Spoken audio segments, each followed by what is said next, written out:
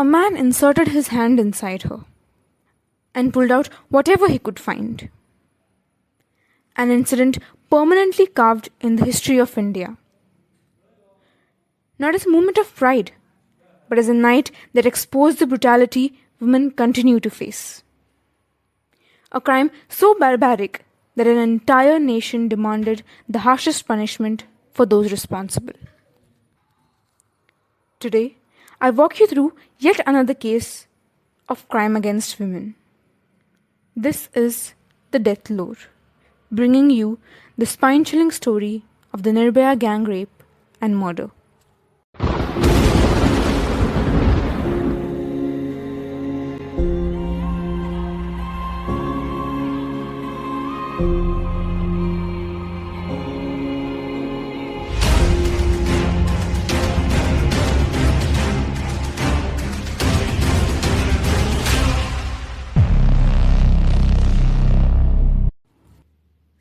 December 2012. Delhi was in a rush and was unbothered as usual, unaware that something was coming their way that would break them from within. A 23-year-old girl, Jyoti Singh, was a physiotherapist intern and the eldest of three and the only daughter of a father who worked 3 jobs to support his family. She had graduated from Sai Institute in Dehradun and was completing her internship at St. Stephen's Hospital in Delhi. Her parents had invested years of sacrifice in her education, hoping their daughter would achieve the future they never had. That night, she was out with her friend Avnindra Pratap Pandey, a software engineer from Gorakhpur in Uttar Pradesh. According to their plan, they watched the movie Life of Pi in Select City Walk of Saket and headed home, unaware that the journey back home would become one of the darkest nights in Indian history. Their final destination was Dwarka. However, finding transportation proved difficult. No auto rickshaw driver was willing to take them directly there. One driver suggested that they travel with him to the Munirka bus stand, assuring them they would easily find a bus to Dwarka. The advice seemed reasonable. At around 9:30 p.m., shortly after arriving at the bus stand, a white bus pulled up beside them. When Jyoti and Avnindra asked about its route, the men on the bus confirmed it was heading towards Dwarka. With no reason to suspect otherwise, the two boarded the bus. The bus was nearly empty. Apart from Jyoti and Avnindra, there were only 6 men on board, including the driver and the conductor. Reports suggest the pair paid a total fare of 20 rupees before taking their seats as the bus pulled away from the stand. For the first few minutes, everything seemed usual. The bus was travelling at a decent speed. But then, Avnindra noticed something disturbing. The bus was no longer following the route to Dwarka. As he began questioning the driver about the change in route, the men on board did not answer. Instead, they started taunting the couple, asking why they were out so late at night. Before Avnindra could fully process what was happening, the atmosphere turned violent. The men rushed towards him. They began beating him relentlessly. One of them retrieved an iron rod from the front of the bus and struck him repeatedly. Avnindra fought back as best as he could, but he was outnumbered 6-1. The assault became overwhelming for him. Within moments, the attackers overpowered him, restrained him and gagged him and made him unconscious. Next, the men turned their attention towards Jyoti, who had been desperately trying to stop them from attacking Avnindra.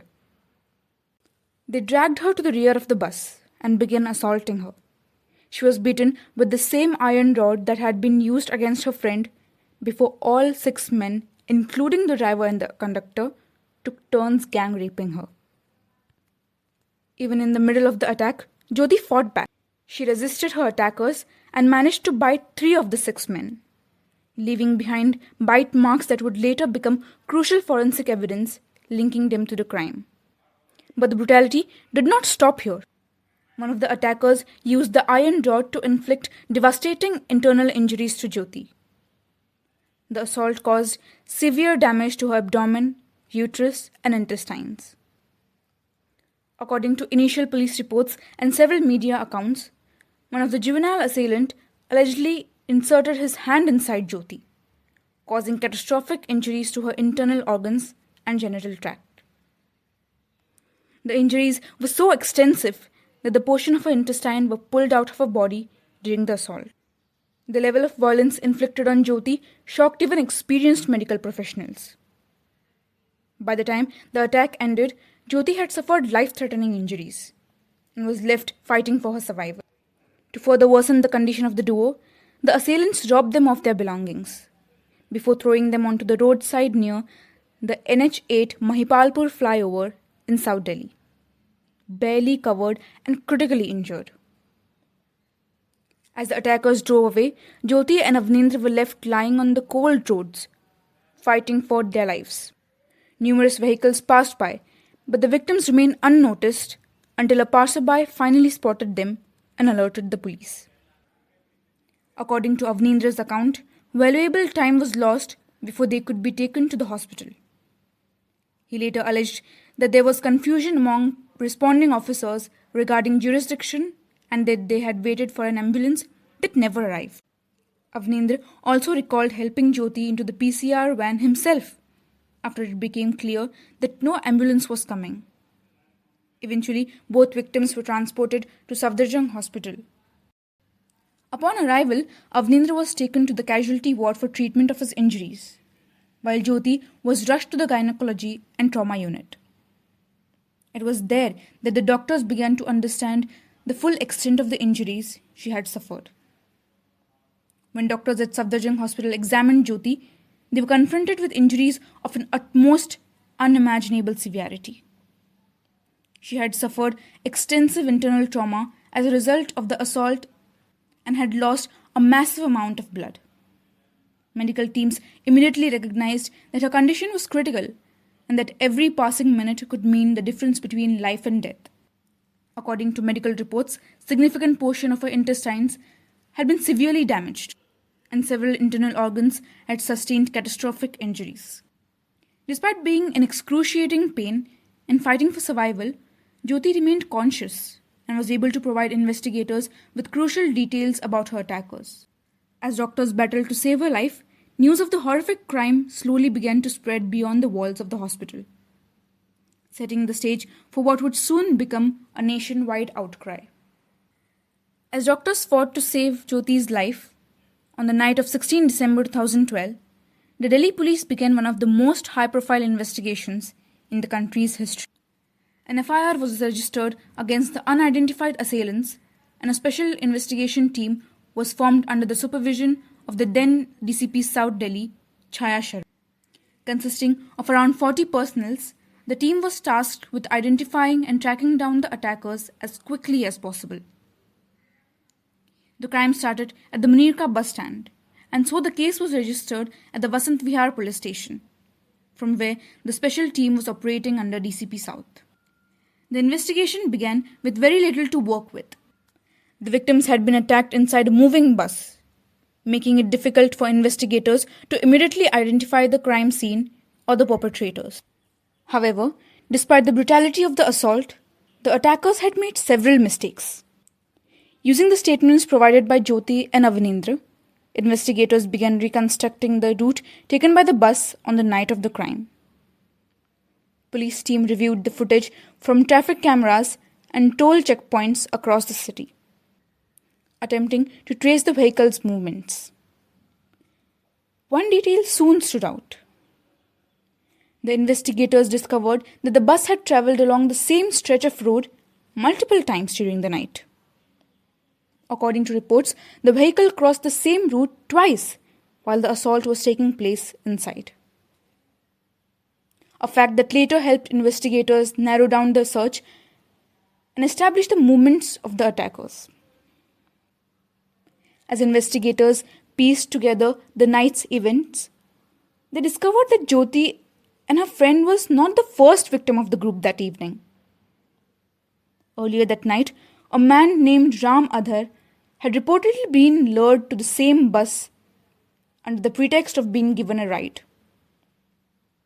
Instead, he was assaulted, robbed, and thrown out near the IIT flyover.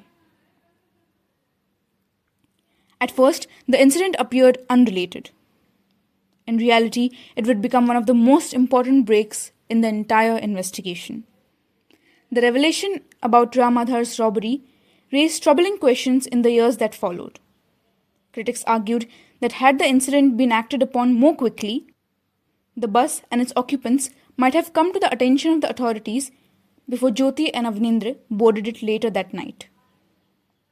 Whether the tragedy could have been prevented can never be known for sure, but the possibility remains one of the most haunting what-ifs in the entire case. Ram Adhar's testimony provided police with a crucial timeline and an additional description of the vehicle.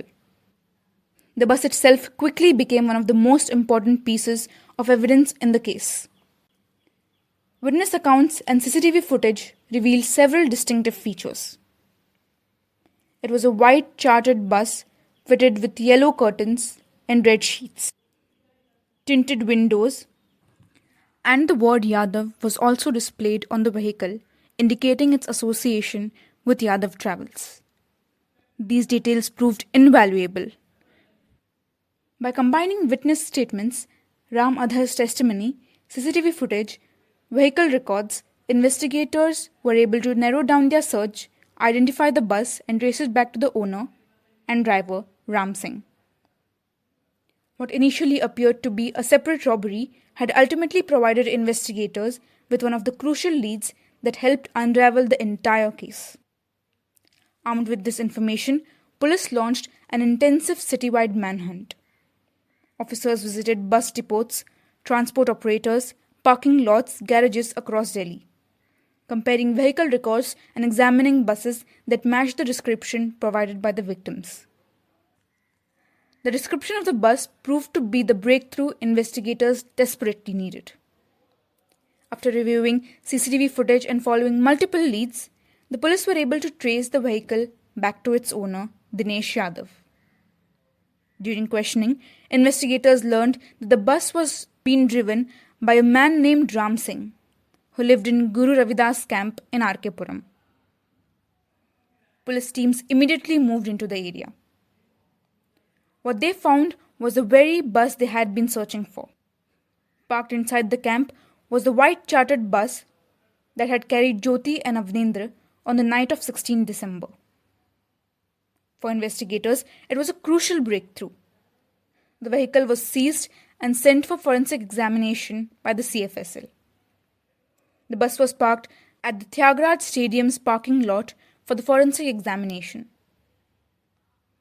While it is standard for forensic teams to examine vehicles, investigators decided not to keep the bus at Vasant Vihar police station, the station handling the case, because it was surrounded by massive public protests. Fearing the bus might be vandalized by the angry crowds, the police secured it at the stadium instead, where experts began searching for every possible trace of evidence left behind by the attackers. The recovery of the bus gave investigators their first direct link to the men responsible. Within hours, Ram Singh was arrested, and the investigation rapidly gained momentum.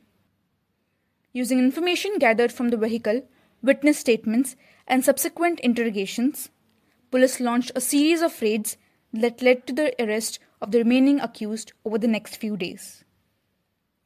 In less than a week after the crime had shocked the nation, all 6 accused were in police custody. Investigators quickly identified all 6 men involved in the attack. With all 6 suspects now in custody, investigators began piecing together who these men actually were. The first accused was Ram Singh, the 30-year-old driver of the bus. His younger brother, Mukesh Singh, aged 26, also among the attackers. The other adult accused were Vinay Sharma, Pavan Gupta, and Akshay Thakur. The 6th accused was a 17-year-old juvenile, Mohammad Afroz. because he was under the age of 18 at the time of the offence. His case would later be handled separately under India's juvenile justice system. None of the accused had prior connections to Jyoti or Avnendra. The attack was not planned against them specifically. Investigators concluded that the victims had simply crossed paths with the group on the wrong bus at the wrong time.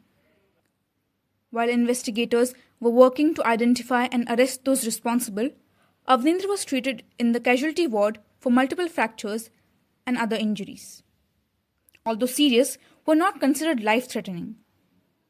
Jyoti remained in a far more critical condition.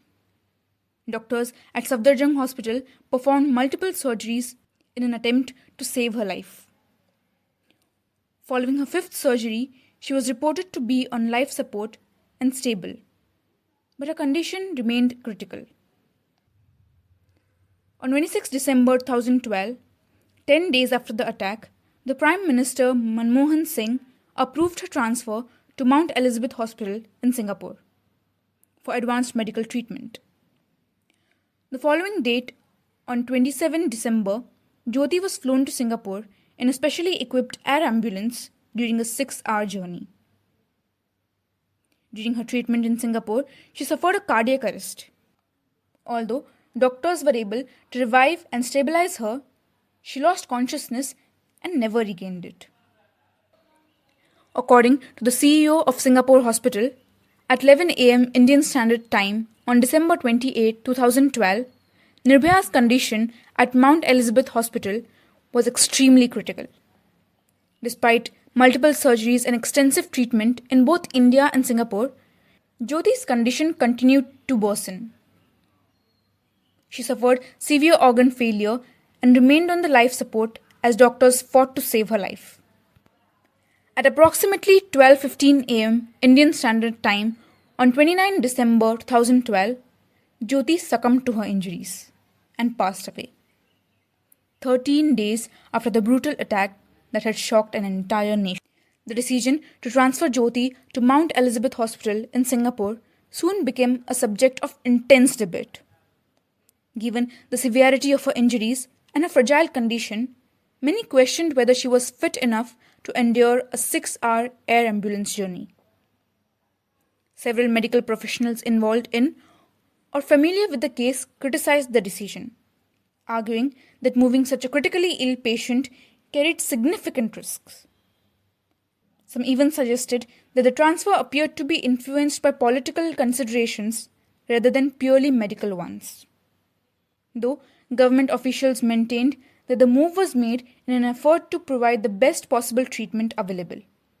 In the days that followed, the decision remained controversial, with supporters viewing it as a last attempt to save her life and critics questioning whether the transfer had placed additional strain on an already critically injured patient. Jyoti's death sparked a wave of anger, unlike anything India had witnessed in recent years. Thousands of people poured into the streets of Delhi and cities across the country, demanding justice for the victim and stricter laws against sexual violence. Protesters gathered outside India Gate and government buildings, while candlelight marches were held throughout the nation. The case had transformed from a criminal investigation into a national movement. As public pressure mounted, the government fast-tracked the case. However, before the trial could conclude, one of the accused died in custody. On 11th March 2013, Ram Singh, the driver of the bus and one of the principal accused, was found hanging inside his cell in Tihar jail. Prison authorities ruled his death as a suicide, claiming that he had used clothing to hang himself. His family and lawyers, however, rejected this explanation and alleged that he had been murdered. Despite the controversy surrounding his death, the official conclusion remained suicide, and the criminal proceedings against him came to an end. The trial against the remaining accused continued. On 8 December 2013, the prosecution had finished presenting its evidence before the court. On 10 September 2013, the court delivered its verdict and found the 4 surviving adults guilty of rape, murder, kidnapping, robbery, criminal conspiracy, destruction of evidence, and several other offences. The adult accused had been charged under multiple sections of the Indian Penal Code. 3 days after the verdict, on 13 September 2013, the court sentenced all 4 surviving convicts to death. The juvenile accused was tried separately under the Juvenile Justice Act because he was 17 years old at the time of the crime. The juvenile accused was tried separately under the Juvenile Justice Act because he was 17 years old at the time of the crime. In August 2013, the Juvenile Justice Board found him guilty and sentenced him to 3 years in Special Reform Facility, the maximum punishment permitted for a juvenile offender under Indian law at that time. His sentence became one of the most controversial aspects of the entire case. Many people believed that the punishment did not reflect the brutality of the crime, while others argued that the law had to be applied according to the accused's age at the time of the offence. After serving his sentence, the juvenile was released in December 2015. Even after the death sentence was pronounced, the case was far from over. Under Indian law, every convicted person has the right to exhaust all available legal remedies before a sentence, especially a death sentence. Over the following years, the convicts filed a series of appeals, review petitions, curative petitions, and mercy petitions in an attempt to change their convictions and sentences. Each of these legal remedies were examined by the courts and the authorities concerned. Ultimately, the Supreme Court upheld the death sentence, and the mercy petitions submitted to the President of India were rejected. The repeated filing became a subject of public debate. Many reports and commentators argued that the convicts were using every available legal avenue, not because they expected to turn over the verdict, but because each petition delayed the execution and brought them more time. Whether that was their intention or not is something only the convicts themselves can truly answer. However, many people could not ignore the irony of the situation. The same men who had brutally cut short the life of a young woman were now fighting desperately for every additional day, every additional hour, and every additional moment of their lives. After years of legal debates, battles, the final obstacle was removed. The date of the execution was set, bringing one of the most notorious criminal cases to its final chapter. Reports from Tihar jail described the convicts as deeply distressed in their final hours. Jail officials said they spent a restless and sleepless night before the execution. Some reportedly refused food, while others broke down emotionally as the reality of their fate became unavoidable. According to accounts from the prison staff, the fear of approaching execution had left them unable to sleep. Finally, on March 20th, 2020, at 5:30 am, inside Delhi's high-security Tihar jail, Mukesh Singh, Vinay Sharma, Pavan Gupta, and Akshay Thakur were hanged simultaneously after their final plea was rejected during late-night court hearing. It was the first execution in India in several years and marked the end of a legal battle that had lasted more than 7 years. Outside the prison, hundreds gathered waiting for the outcome.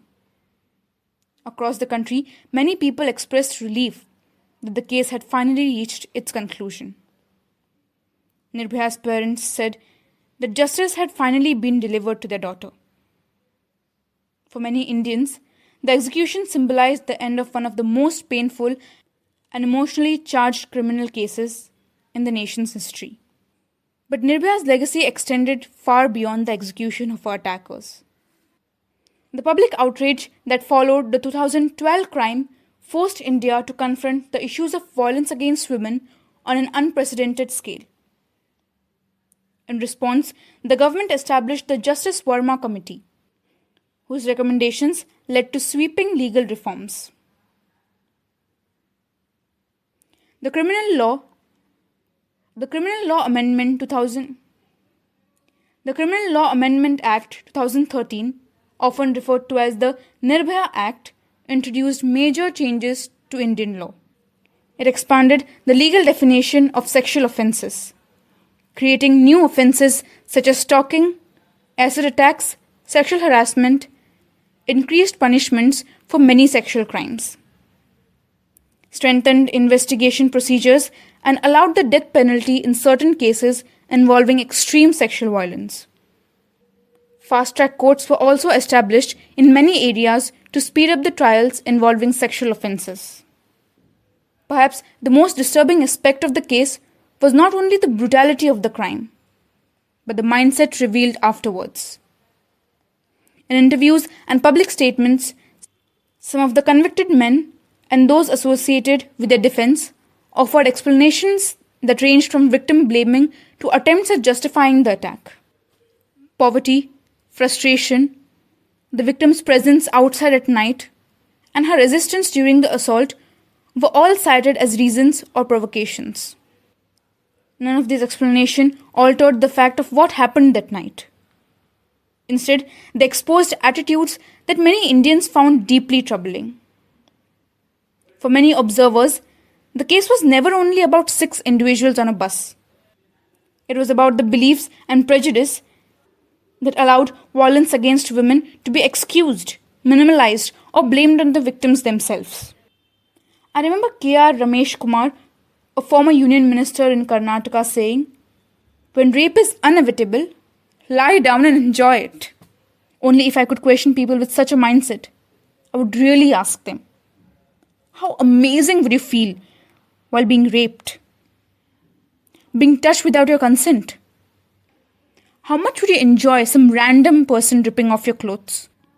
How thrilling and amazing would it be to lock yourself inside your house after being raped because you fear the people outside?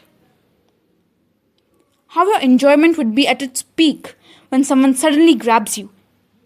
Because who are you to resist? The woman is supposed to put a full stop to her life because some piece of shit could not control his lust. I'm pretty sure that not one girl has never experienced some form of harassment, misbehavior, or unwanted attention. Thank you for listening to me. If you liked this episode and want to hear more, please subscribe to the Deathlore YouTube channel and press the bell icon. Follow me on Spotify and don't forget to follow me on Instagram, where I share some crazy insights into the case and announcements about the upcoming episodes. Stay sane and alive until we meet again next Thursday. Goodbye.